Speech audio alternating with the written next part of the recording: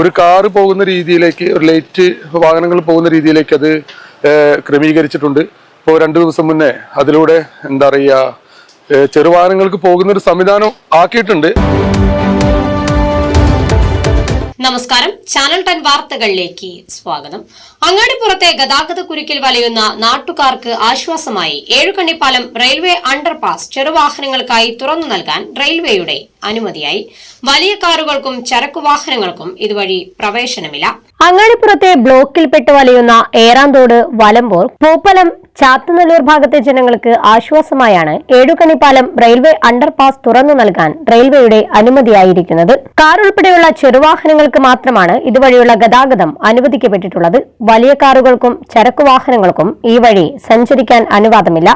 അതിനാൽ പുതിയ ക്രമീകരണത്തിൽ ജാഗ്രതയും സഹകരണവും ആവശ്യമാണെന്നും അനുമതി താൽക്കാലികമായതിനാൽ ഗതാഗത കുരുക്കിന് ശാശ്വത പരിഹാരം കാണാൻ ആവശ്യമായ റോഡുകൾ യാഥാർത്ഥ്യമാക്കുക എന്നത് തന്നെയാണ് ഏക പോംവഴിയെന്നും വാർഡ് മെമ്പർ ബി രതീഷ് പറഞ്ഞു. നമ്മുടെ അങ്ങാടിപ്പുറത്ത് രൂക്ഷമായ ഗതാഗത കുരുക്ക് നമുക്ക് എല്ലാവർക്കും അറിയാം. അപ്പൊ നമ്മൾ അത് പരിഹരിക്കാനുള്ള എല്ലാ സാധ്യതകളും നമ്മൾ തേടുന്നുണ്ട്. രാഷ്ട്രീയപരമായിട്ട് നമ്മളെ പാർട്ടി അത് ശ്രമം നടത്തുന്നുണ്ട്. അതിന് പുറമെ ഇവിടുത്തെ നാട്ടുകാരെല്ലാവരും അതിന് ശ്രമം നടത്തുന്നുണ്ട്.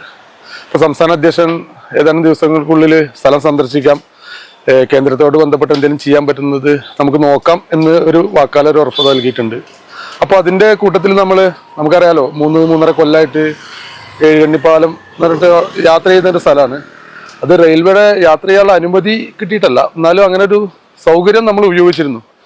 അത് ഇവിടുത്തെ ചരക്ക് വാഹനങ്ങളും കൂടുതൽ വണ്ടികൾ പോയി അത് ആ പാലത്തിന് ഡാമേജ് ഉണ്ടാക്കിയതിന്റെ അടിസ്ഥാനത്തിൽ അന്നത്തെ ഉദ്യോഗസ്ഥർ വന്നിട്ട് അത് 2 വീലർ മാത്രം യാത്ര ചെയ്യുന്ന രീതിയിലേക്ക് അത് മാറ്റിയിരുന്നു. നമ്മൾ നിരന്തരം റെയിൽവേയുമായിട്ട് ബന്ധപ്പെട്ടിരുന്നു. അപ്പോൾ ഇപ്പോഴത്തെ ഒരു സാഹചര്യത്തിൽ നമ്മൾ വീണ്ടും അത് ഉദ്യോഗസ്ഥരുമായിട്ട് ബന്ധപ്പെട്ടു. അപ്പോൾ അവർ സ്ഥലം വന്നൊന്ന് പരിശോധിക്കാം, അതായത് ഗതാഗതത്തിന് വേണ്ടി മാത്രമല്ല, അവിടെ പാലത്തിന് ഒന്നുകൂടി സേഫ്റ്റി, അതായത് വേറെ വാഹനങ്ങളൊന്നും വന്ന് തട്ടാതിരിക്കാം, ഒരു പോസ്റ്റുമാർ അത് ഉണ്ടാക്കി നമുക്ക് സംരക്ഷിക്കാം എന്നും പറഞ്ഞ് പരിശോധിച്ചതിന്റെ അടിസ്ഥാനത്തിൽ ഒരു കാറ് പോകുന്ന രീതിയിലേക്ക്, ഒരു ലൈറ്റ് വാഹനങ്ങൾ പോകുന്ന രീതിയിലേക്ക് അത് ക്രമീകരിച്ചിട്ടുണ്ട്.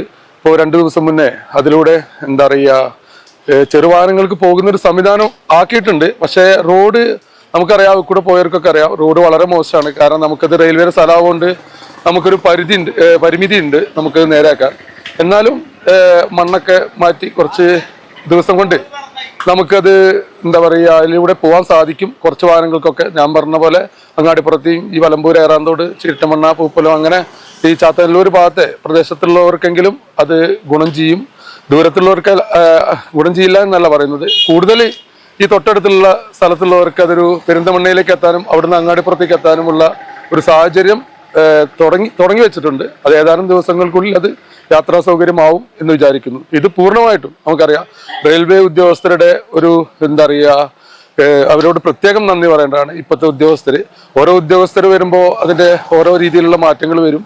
അപ്പോൾ അവർ ഈ പ്രദേശത്തെ അവസ്ഥ അറിഞ്ഞുകൊണ്ട് ഇത്തരത്തിലൊരു സാഹചര്യം, അത് അനുമതി എന്ന് പറയുന്നത് നമുക്കറിയാം വാക്കാലുള്ളതാണ്, അല്ലാതെ അതൊരു പേപ്പറായിട്ട് അത് സ്ഥിരം യാത്ര ചെയ്യാനുള്ളതല്ല. നമുക്ക് വേണ്ടത് മാനത്തുമംഗലം ബൈപ്പാസ് പോലെ, അണ്ടർപാസ് പോലെ, അത് ഇവിടുത്തെ ജനങ്ങളെ ബുദ്ധിമുട്ടിക്കാത്ത രീതിയിലുള്ള ശാശ്വത പരിഹാരമുള്ള റോഡുകൾ വരണം. അതിനു വേണ്ടിയിട്ടുള്ള എല്ലാ ശ്രമവും എന്റെയും പാർട്ടിയുടെയും ഭാഗത്ത് നടത്തും. ചെറിയ വാഹനങ്ങൾക്ക് കടന്നു പോകുന്നതിനായി റെയിൽവേ അടച്ചുകെട്ടിയ വഴി തുറന്ന് കവാടം സ്ഥാപിച്ചിട്ടുണ്ട്.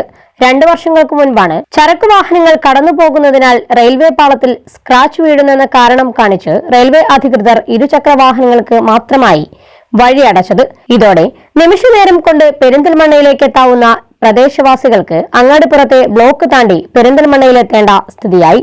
ജനപ്രതിനിധികളുടെയും ജനങ്ങളുടെയും നിരന്തരമായ ഇടപെടലിനെ തുടർന്നാണ് പ്രദേശവാസികളുടെ ബുദ്ധിമുട്ടുകൾ മനസ്സിലാക്കി ഏഴുകണ്ണിപ്പാലം തുറന്നു നൽകാൻ റെയിൽവേ അധികൃതർ തയ്യാറായത്.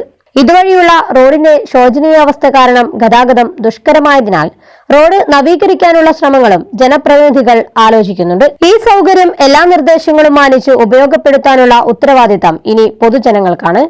ചാനൽ 10 പെരിന്തൽമണ്ണ. പെരിന്തൽമണ്ണയുടെ വിദ്യാഭ്യാസ പുരോഗതിയിൽ ശ്രദ്ധേയമായ സംഭാവനകൾ നൽകിക്കൊണ്ടിരുന്ന ISS ആർട്സ് ആൻഡ് സയൻസ് കോളേജിൽ അഡ്മിഷൻ ആരംഭിച്ചിരിക്കുന്നു.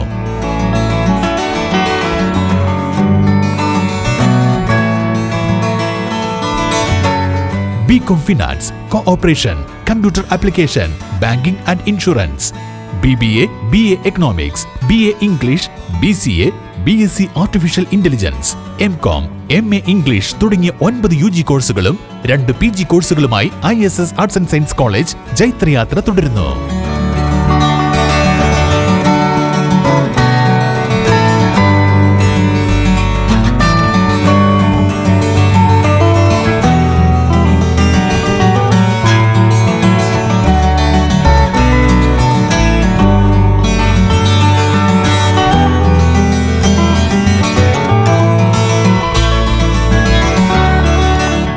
മാറുന്ന കാലത്ത് വിദ്യാർത്ഥികളുടെ കരിയറിനെ ആഗോള നിലവാരത്തിലേക്ക് ഉയർത്താൻ മികച്ച അധ്യാപകരുടെ സേവനം.